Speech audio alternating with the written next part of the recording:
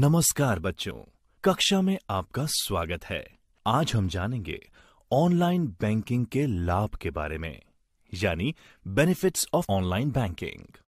Online banking ग्राहक और bank दोनों के लिए कई फायदे प्रदान करता है। कुछ लाभ इस प्रकार हैं। कहीं भी किसी भी समय बैंकिंग, यानी 24/7 बैंकिंग। ट्रांजैक्शन पर कम लागत या सामान्य लागत में कटौती। कम समय की लागत। बहुत सुरक्षित।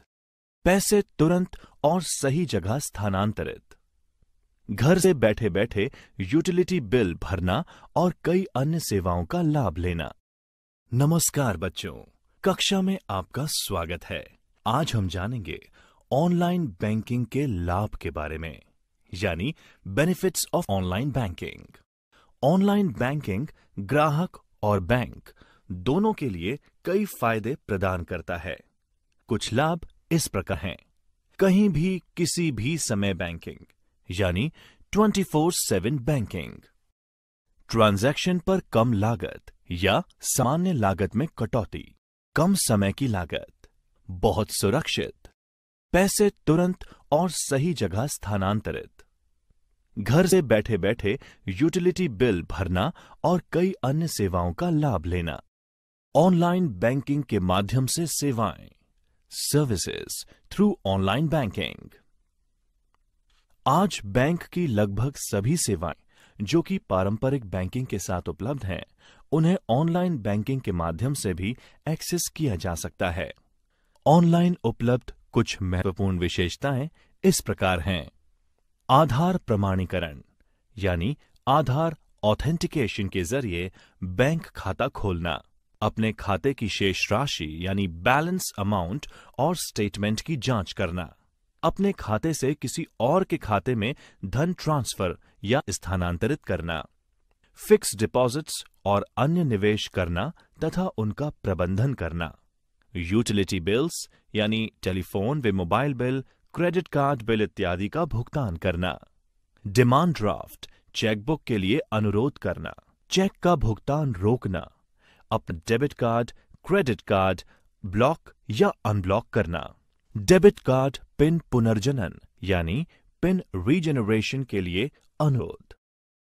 खाता खोले जाने की प्रक्रिया, process of opening an account.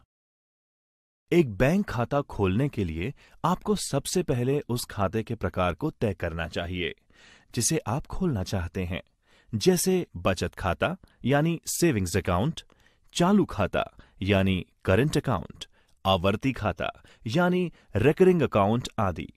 एक बार फैसला करने पर आप निकटतम बैंक शाखा से संपर्क कर सकते हैं। बैंक के अधिकारी प्रपत्र यानी परफॉर्मा फॉर्म को भरने में आपकी सहायता करते हैं और आपको शाखा में एक बैंक खाता खोलने के लिए विभिन्न आवश्यक दस्तावेजों के बारे में सूचित करते हैं। नमस्कार बच्चों, कक्षा में आपका स्वागत है। आज हम जानेंगे जन धन खाता के बारे में। प्रधानमंत्री जन धन योजना भारत सरकार द्वारा अगस्त 2014 में शुरू की गई एक राष्ट्रीय योजना है, जिसका उद्देश्य ये सुनिश्चित करना है कि भारत के आर्थिक रूप से कमजोर वर्गों तक वित्तीय सेवाएं जैसे बचत व जमा बैंक खाता यानी सेविंग्स व डिपॉजिट अकाउंट, प्रेषित धन यानी रेमिटेंस, क्रेडिट, बीमा, पेंशन इत्यादि किफायती तरीकों से पहुंचे। प्रधानमंत्री जन धन योजना के तहत खाते खोलने के लिए आवश्यक दस्तावेज या डॉक्यूमेंट्स इस प्रकार हैं। यदि आधार कार्ड संख्या उपलब्ध है तो अन्य दस्तावेजों की आवश्यकता नहीं है। यदि पता बदल दिया गया है तो वर्तमान पते का स्वयं प्रमाणीकरण यानी सेल्फ सर्टिफिकेशन पर्याप्त है। यदि आधार कार्ड उपलब्ध नहीं है तो इनमें से कोई भी आधिकारिक वैध दस्तावेज आवश्यक है।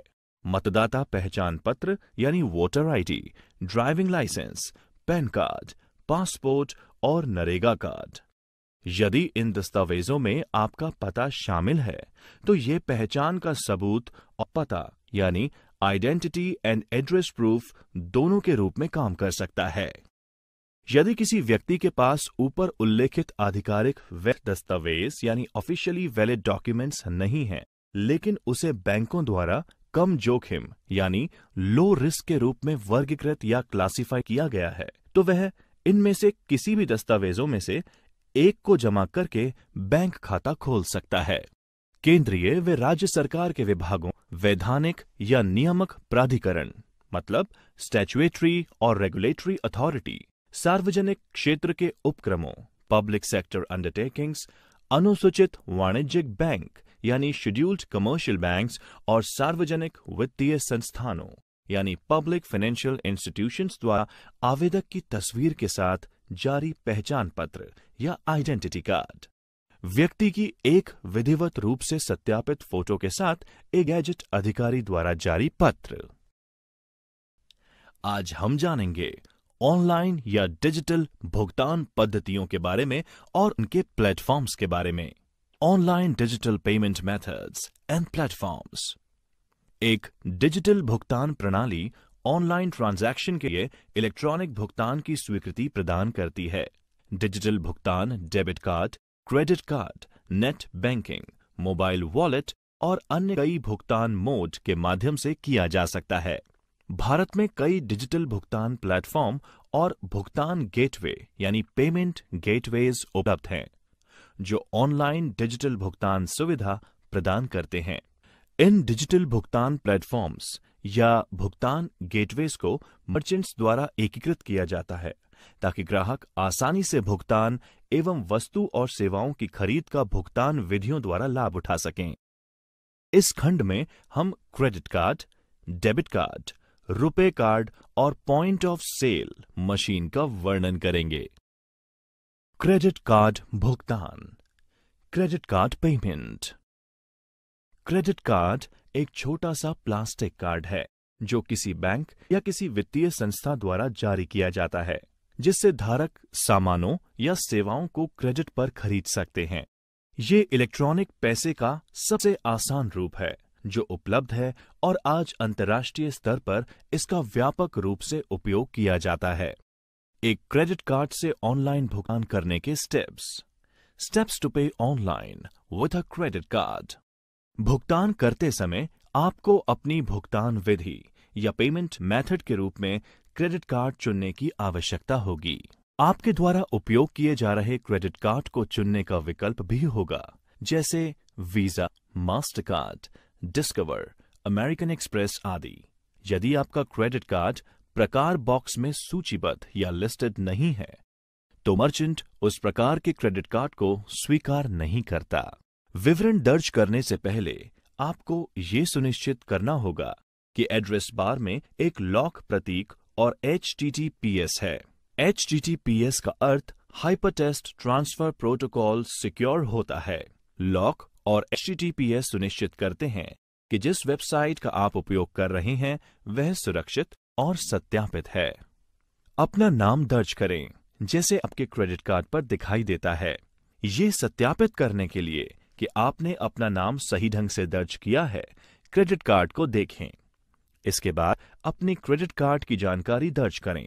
क्रेडिट कार्ड नंबर, आपके क्रेडिट कार्ड पर अंकित 16 अंक, समाप्ति तिथि यानी एक्सपायरी डेट और सुरक्षा कोड यानी CVV नंबर। आमतौर पर क्रेडिट कार्ड नंबर के बाद कार्ड के पीछे 3 अंकों की सुरक्षा कोड मुद्रित किया जाता है। अपने क्रेडिट कार्ड के लिए बिलिंग पता या बिलिंग एड्रेस दर्ज करें। ये वह पता है जिस पर आप अपना क्रेडिट कार्ड स्टेटमेंट प्राप्त करते हैं। ध्यान दें कि ये पता शिपिंग एड्रेस से भिन्न हो सकता है।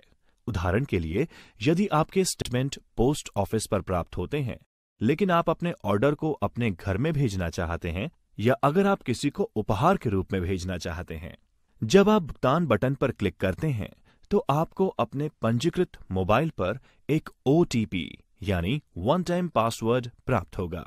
प्रमाणीकरण पृष्ठ यानी ऑथेंटिकेशन पेज पर इस OTP को दर्ज करें और ट्रांजैक्शन पूर्ण करें। ट्रांजैक्शन के सफल समापन पर आपको एक ट्रांजैक्शन संदर्भ संख्या प्राप्त होगी। आपको इसे अपने संदर्भ उद्देश्य के लिए संभाल कर रखना चाहिए। आपके द्वारा किए गए भुगतान के साथ किसी भी तरह डेबिट कार्ड। एक डेबिट कार्ड, जिसे बैंक कार्ड या चेक कार्ड भी कहा जाता है, एक प्लास्टिक का भुगतान कार्ड होता है जिसका इस्तेमाल खरीदारी करते समय नकदी के बजाय किया जा सकता है। ये एक क्रेडिट कार्ड के समान है, लेकिन क्रेडिट कार्ड के विपरीत कोई ट्रांजैक्शन करते समय धन सीधे आपके खाते से ही डेबिट हो जाता है। एक डेबिट कार्ड से ऑनलाइन भुगतान करने के स्टेप्स टू पे online with a debit card. सुनिश्चित करें कि आपके खाते में पर्याप्त पैसा है। मर्चेंट वेबसाइट आपको भुगतान विधि या पेमेंट मेथड चुनने के लिए कहेगी।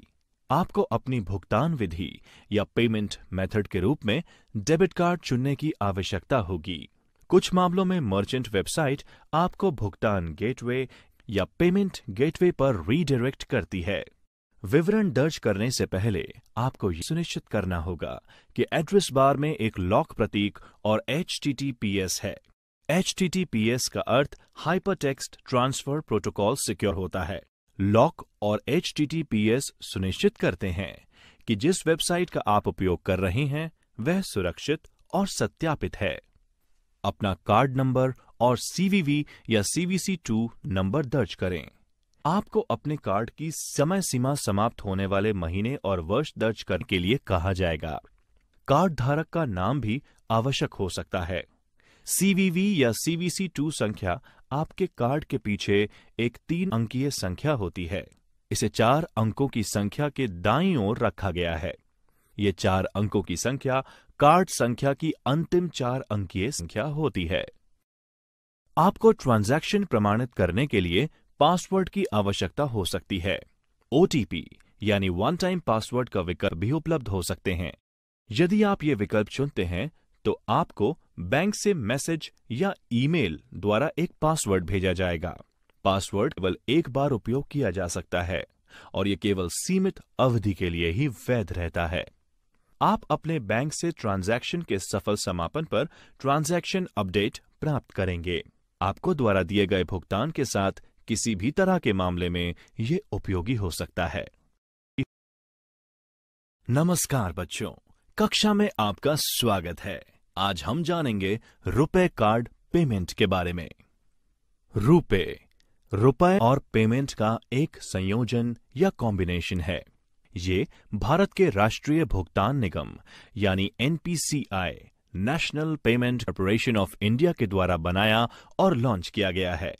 ये कार्ड डेबिट कार्ड का एक भारतीय संस्करण है।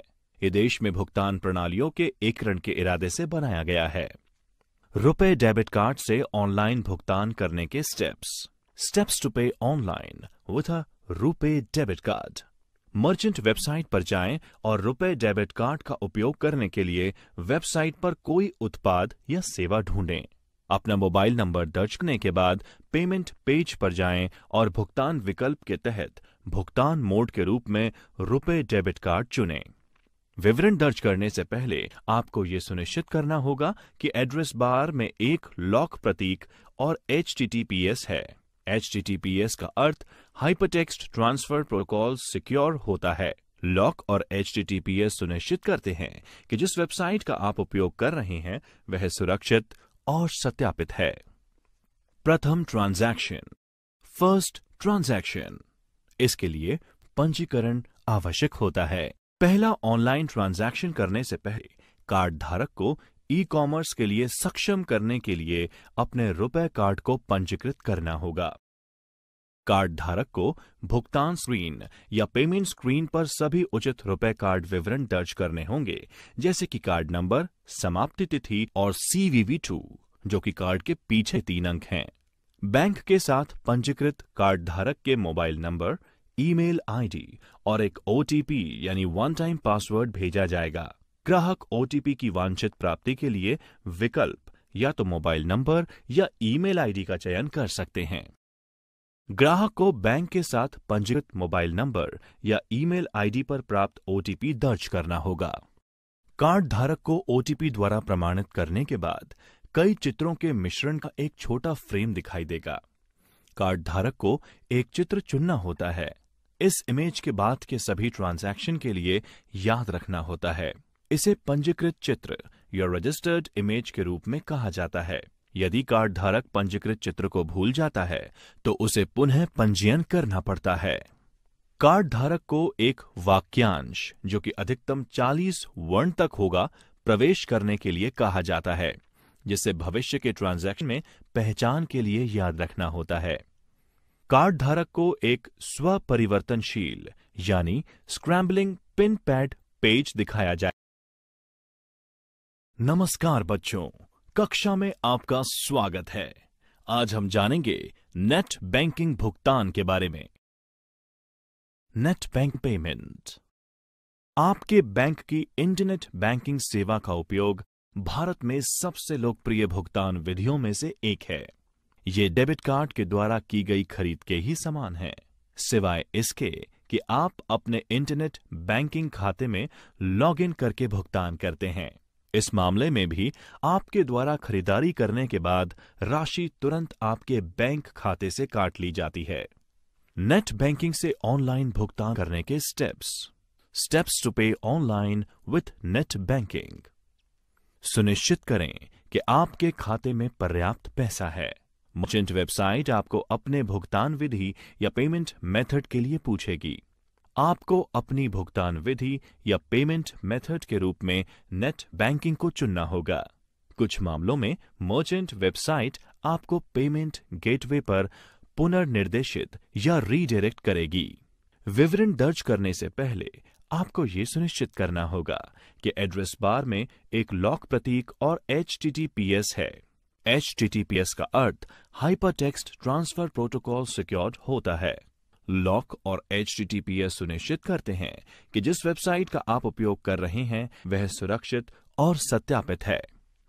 भुगतान पद्धति या पेमेंट मेथड के रूप में नेट बैंकिंग का चयन करते समय आपको अपने बैंक का चयन करने के लिए कहा जाएगा। ये आपका इंटरनेट बैंकिंग खाता है। फिर आपको भुगतान करने के लिए अपने बैंक की वेबसाइट पर पुनः निर्देशित किया जाएगा। अपने खाते में लॉगिन करने के लिए आपको क्रेडेंशियल्स यानी यूजर आईडी व पासवर्ड्स का उपयोग करना होगा। एक बार लॉगिन सफलतापूर्वक करने के उपरांत आपको अपनी राशि की पुष्टि करने की आवश्यकता होगी। अधिकांश वेबसाइट आपके भुगतान प्रक्रिया की सुरक्षा बढ़ाने के लिए अतिरिक्त प्रमाणीकरण के रूप में OTP यानी वन टाइम पासवर्ड का उपयोग करते हैं। OTP आपके बैंक खाते से पंजीकृत मोबाइल नंबर पर भेजा जाएगा। कुछ बैंक अतिरिक्त सुरक्षा और सुरक्षा सुविधाओं जैसे डेबिट कार्ड, पिन विवरण आदि भी पूछ सकते हैं। आप अपने बैंक से ट्रांजैक्शन के सफल समापन पर एक ट्रांजैक्शन अपडेट प्राप्त करेंगे।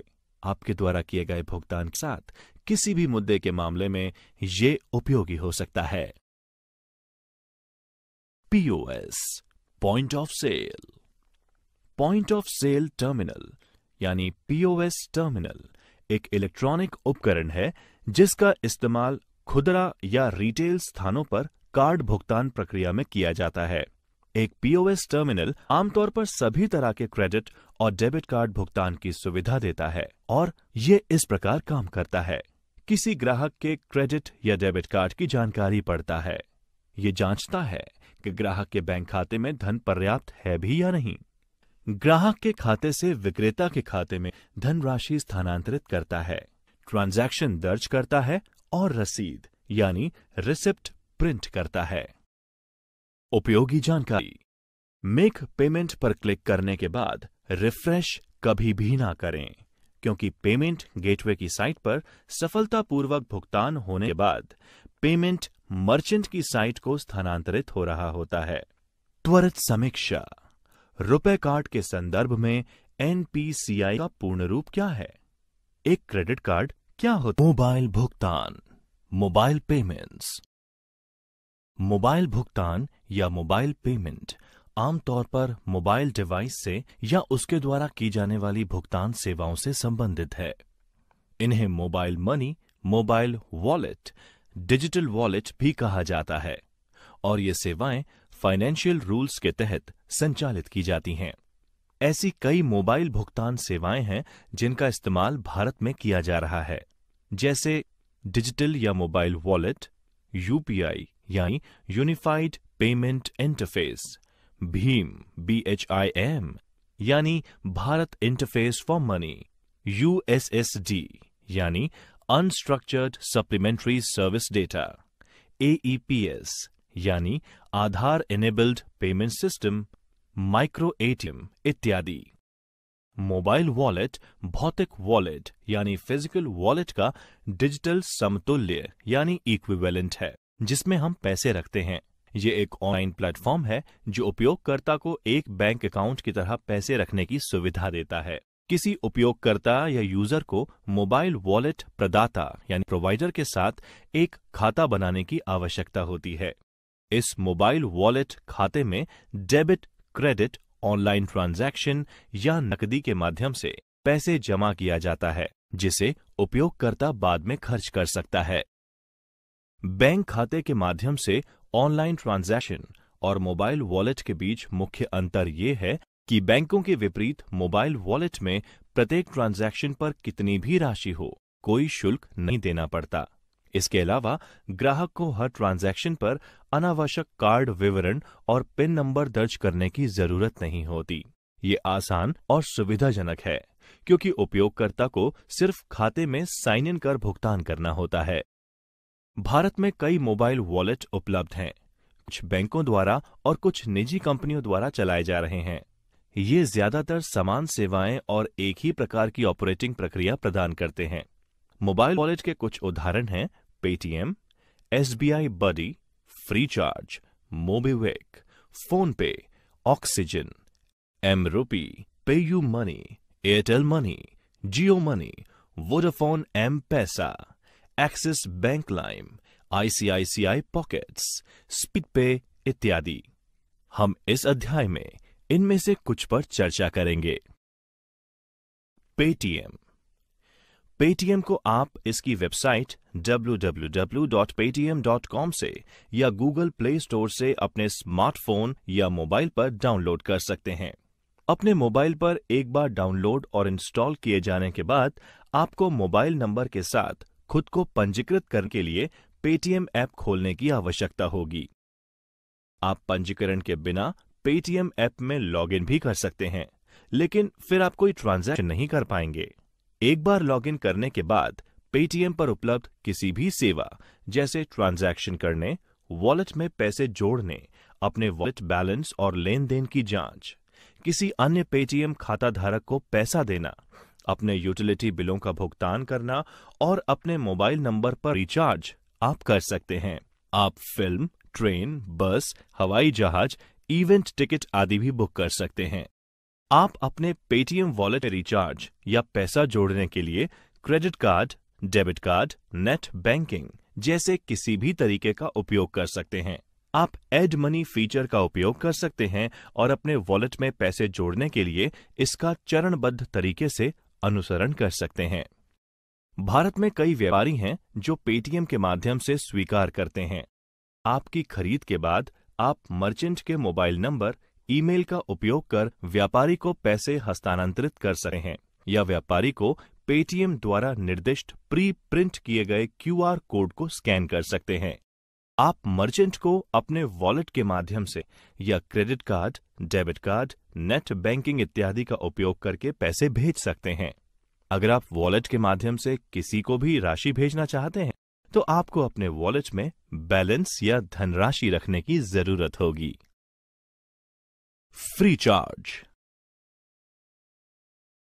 फ्रीचार्ज एक ई-कॉमर्स वेबसाइट और मोबाइल वॉलेट है जो भारत में prepaid mobile phone, postpaid mobile, DTH और डेटा कार्ड रिचार्ज करने के लिए ऑनलाइन सुविधा प्रदान करता है। ये एप्लीकेशन चैट और पे सुविधा प्रदान करता है जो 2 फ्रीचार्ज उपयोगकर्ताओं को अपने फ्रीचार्ज वॉलेट से अपने बीच पैसे हस्तांतरण करने और प्राप्त करने में सक्षम बनाता है। यह स्प्लिट बिल जैसी कुछ रोचक सुविधाएं भी प्रदान करता है, जिससे आप अपने दोस्तों के बीच भुगतान की जाने वाली राशि को विभाजित यानी डिवाइड कर सकते हैं। फ्रीचार्ज को गूगल प्ले स्टोर से डाउनलोड और इंस्टॉल किया जा सकता है और आप अपने मोबाइल नंबर से खुद को पंजीकृत कर सकते हैं। फ्रीचार्ज भी पेटीएम के ही समान मिलती जुलती सेवाएं देता है। स्टेट बैंक बडी। स्टेट बैंक बडी आपके स्मार्टफोन हेतु स्टेट बैंक ऑफ इंडिया द्वारा बनाया गया एक मोबाइल वॉलेट है। ये एक अर्धबंद यानी सेमी क्लोज्ड प्रीपेड वॉलेट है जिसका इस्तेमाल अन्य वॉलेट के उपयोगकर्ताओं या यूजर्स और बैंक खातों में कभी भी कहीं भी पैसा ट्रांसफर करने के लिए किया जा सकता है। आप स्टेट बैंक बडी गूगल प्ले स्टोर पर खोज करके इस ऐप को डाउनलोड और इंस्टॉल कर सकते हैं। एक बार इंस्टॉल होने पर आप इसे खोल सकते हैं और अपना फेसबुक अकाउंट या मोबाइल नंबर का उपयोग करके खुद को पंजीकृत कर सकते हैं। यह एप्लीकेशन हिंदी और अंग्रेजी सहित कई भाषाओं में उपलब्ध है। आप इस ऐप पर उपलब्ध ये फीचर्स उपयोग कर सकते हैं। पैसा भेजना, अपना विवरण देखना, अपने SBI बडी को निजीकृत यानी पर्सनलाइज करना, प्रीपेड मोबाइल और DTH रिचार्ज करना, अपने बिलों का भुगतान करना, मूवी टिकट बुक करना, ऑनलाइन मर्चेंट भुगतान करना आदि। उपयोगी जानकारी। प्रत्येक नागरिक को अपने मोबाइल वॉलेट पासवर्ड को सुरक्षित रखना चाहिए और इसे किसी के भी साथ साझा यानी शेयर नहीं करना चाहिए। OTP जो कि वन टाइम पासवर्ड है, सुरक्षा सुविधा को सदैव इनेबल करके रखना चाहिए ताकि जब भी कोई व्यक्ति आपके वॉलेट में लॉगिन करने का प्रयास करे तब आपको उसकी जानकारी मिल सके। बिना सही OTP दर्ज किए कोई भी व्यक्ति आपके खाते में प्रवेश नहीं कर सकता है। स्वागत है। आज हम जानेंगे UPI यानी यूनिफाइड पेमेंट इंटरफेस के बारे में। यूनिफाइड पेमेंट इंटरफेस भारत के सभी खुदरा भुगतान प्रणालियों के लिए राष्ट्रीय भुगतान निगम यानी NPCI national payment corporation of India द्वारा विकसित एक भुगतान प्रणाली है जो स्मार्टफोन के उपयोग से किसी भी दो बैंक खातों के बीच धन हस्तांतरण की अनुमति देता है। UPI एक ग्राहक को बिना क्रेडिट कार्ड विवरण, IFSC कोड या नेट बैंकिंग, वॉलेट पासवर्ड का विवरण दर्ज किए एक बैंक खाते से अलग अलग व्यापारियों को ऑनलाइन और ऑफलाइन भुगतान करने की अनुमति देता है। UPI application Google play store से डाउनलोड किया जा सकता है। इस ऐप को इंस्टॉल करने के बाद आपको नाम, वर्चुअल ID यानी भुगतान का पता, पासवर्ड इत्यादि जैसे विवरण दर्ज करके अपना प्रोफाइल बनाने की आवश्यकता होती है। इसके बाद आप add link manage bank account विकल्प पर जा सकते हैं और वर्चुअल ID के साथ बैंक और खाता नंबर लिंक कर सकते हैं। आपको MPIN यानी mobile banking personal identification number तैयार करना होता है क्योंकि ये मोबाइल के माध्यम से किसी भी ट्रांजैक्शन के लिए आवश्यक होता है। MPIN जनरेट करने के लिए ये स्टेप्स हैं।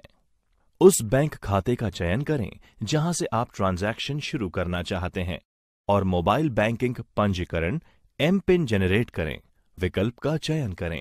आपको अपने पंजीकृत या रजिस्टर्ड मोबाइल नंबर पर जारीकर्ता बैंक यानी इशुइंग बैंक से वन टाइम पासवर्ड यानी OTP प्राप्त होगा। आपको डेबिट कार्ड नंबर के अंतिम 6 अंक और समाप्ति तिथि यानी एक्सपायरी डेट दर्ज करने होंगे। OTP और पसंदीदा संख्यात्मक MPIN जो भी आपको सेट करना है दर्ज करें और सबमिट पर क्लिक करें। सबमिट करने के बाद ग्राहक MPIN बदलने के लिए नोटिफिकेशन सक्सेसफुल या डिक्लाइंड प्राप्त करता है। पुराना MPIN और पसंदीदा MPIN जो सेट करना हो दर्ज करें और सबमिट पर क्लिक करें। सबमिट करने के बाद ग्राहक को नोटिफिकेशन सक्सेसफुल या डिक्लाइंड भी प्राप्त होता है।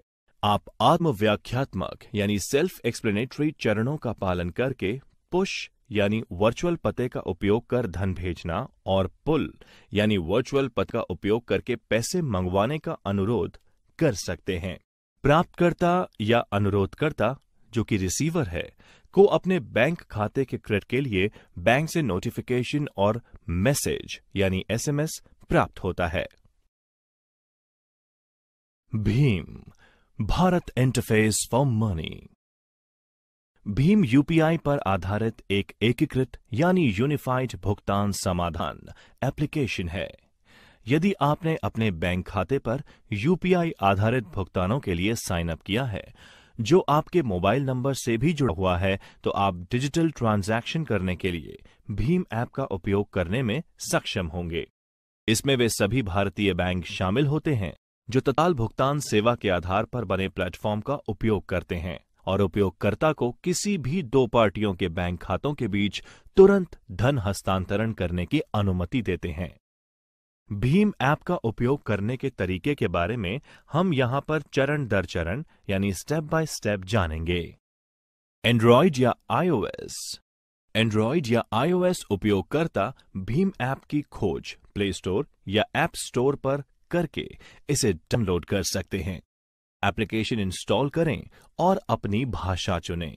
ऐप आपको एसएमएस के उपयोग से अपना फोन नंबर सत्यापित यानी ऑथेंटिकेट करने के लिए संकेत देगा। इसके उपरांत नेक्स्ट पर क्लिक करें और सत्यापन प्रक्रिया पूरी होने तक प्रतीक्षा करें। एक बार सत्यापन पूर्ण हो जाने पर 4 अंकों का पासकोड दर्ज करें। एक पासकोड सेट होने के बाद ऐप आपको अपने बैंक का चयन करने के लिए कहता है। एक बार बैंक का चयन करने के बाद ऐप आपको फोन नंबर का उपयोग करके आपके विवरण को स्वचालित रूप से उठाता है। प्राइमरी बैंक खाते का चयन करें जो आपके सभी लेन देन यानी ट्रांजैक्शंस के लिए उपयोग किया जाना है। ऐप 3 विकल्प दिखा है।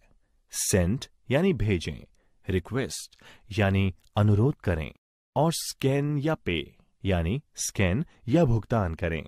ध्यान रहे कि ट्रांजैक्शन केवल सत्यापित फोन नंबर्स के बीच ही संभव है। किसी को भी पैसे भेजने के लिए अपने फोन में वह नंबर और स्थानांतरित होने वाली राशि टाइप करें। ऐप आपको अपने एमपिन यानी mobile banking personal identification number को दर्ज करने के लिए कहेगी। आमतौर पर ये एक 4 या 6 अंकों का कोड होता है जो कि मोबाइल ट्रांजैक्शन को प्रमाणित करता है। इसी तरह आप अपने फोन नंबर का उपयोग करके किसी से धन मंगवाने का अनुरोध भी कर सकते हैं। तीसरा विकल्प स्कैन और भुगतान उपभोक्ताओं को एक क्यूआर कोड का उपयोग करके पैसे हस्तांतरित करने की अनुमति देता है, जो कि एक स्मार्टफोन या टैबलेट द्वारा डिकोड किया जा सकने वाला एक 2 आयामी काले और सफेद बारकोड यानी 2 dimensional black and white barcode होता है। प्रत्येक फोन नंबर का एक क्यूआर कोड होता है जिसे होम स्क्रीन पर प्रोफाइल में देखा जा सकता है। यूएसएसडी ये सेवा बुनियादी सुविधा युक्त मोबाइल फोन यानी बेसिक फीचर फोन का उपयोग करके मोबाइल बैंकिंग ट्रांजैक्शन की अनुमति देता है। यूएसएसडी सेवाओं का उपयोग करने के लिए आपके पास इंटरनेट कनेक्शन या स्मार्टफोन होना आवश्यक नहीं है। यह सेवा अपने मोबाइल पर एक संख्या *99# डायल करके इस्तेमाल की जा सकती है, जो सभी दूरसंचार सेवा प्रदाताओं यानी टेलीकॉम सर्विस प्रोवाइडर्स में एक समान होता है और मोबाइल स्क्रीन पर प्रदर्शित इंटरैक्टिव मेन्यू से ये सेवा काम करती है। यह हिंदी और अंग्रेजी सहित कई भाषाओं में उपलब्ध है। यूएसएसडी में धन ट्रांसफर की एक सीमा होती है जो हर बैंक के लिए भिन्न होती है। ये सेल्फ सर्विस मोड पर चलता है और आपको ट्रांजैक्शन के लिए मोबाइल मनी पहचानकर्ता यानी MMID, मोबाइल मनी आइडेंटिफायर और एमपिन की आवश्यकता पड़ेगी। यूएसएसडी पर उपलब्ध कुछ सेवाएं हैं: बैलेंस पूछताछ, balance enquiry, mini statement, fund transfer, MMID जानें, एमपिन बदलें, OTP उत्पन्न करें। उपयोगी जानकारी। MMID यानी मोबाइल मनी आइडेंटिफायर पंजीकरण के बाद बैंक द्वारा 7 अंकों की अनूठी यानी यूनिक संख्या जारी की जाती है। रेमिटर ग्राहक जो पैसा भेजना चाहते हैं और बेनिफिशियरी ग्राहक जो धन प्राप्त करना चाहते हैं, जो मोबाइल नंबर और MMID के माध्यम से इस इंटरबैंक फंड का हस्तांतरण करना चाहते हैं, इनके पास इस MMID का होना आवश्यक है। AEPS आधार एनेबल्ड पेमेंट सिस्टम, आधार सक्षम भुगतान प्रणाली। AEPS बैंक खाते से धन प्राप्त करने का एक तरीका है। धन प्राप्त करने की ये व्यवस्था ना तो आपके हस्ताक्षर और ना ही डेबिट कार्ड की मांग करती है। ये प्रमाणीकरण के लिए आधार डेटा का लाभ उठाती है। UPI और USSD की तरह ये भारत के राष्ट्रीय भुगतान निगम यानी NPCI की एक और पहल है। AEPS एक मशीन है जिसे माइक्रो ATM भी कहा जाता है। ये मशीन पीओएस मशीनों के समान है जो क्रेडिट, डेबिट कार्ड स्वीकार करते हैं।